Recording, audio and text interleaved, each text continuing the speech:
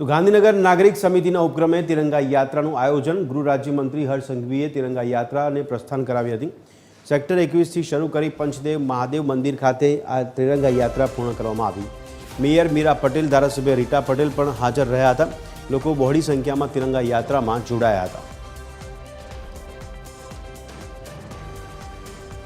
મારા દેશના એક વીર જવાનો, સેનાના સૌ અધિકારીઓ, સૌ જવાનોને નતમસ્તક વંદન થઈને મારા ગુજરાતના સૌ નાગરિકો વતી, દેશના સૌ લોકો વતી, કાશ્મીરથી કન્યાકુમારી સુધી તમને અભિનંદન આપવા માટે બધા જ સમાજો, બધા જ લોકો એક થઈને તિરંગા યાત્રાનું જે આયોજન કરે છે, આજે જે નાગરિક સમિતિ દ્વારા આ તિરંગા યાત્રાનું આયોજન થયું, તેમાં ગાંધીનગર શહેરમાં હજારોની સંખ્યામાં તિરંગાઓ લઈને દેશભક્તિના રંગે રંગાયેલા સૌ લોકો જોડે જોડાવાનો અવસર પ્રાપ્ત થયો।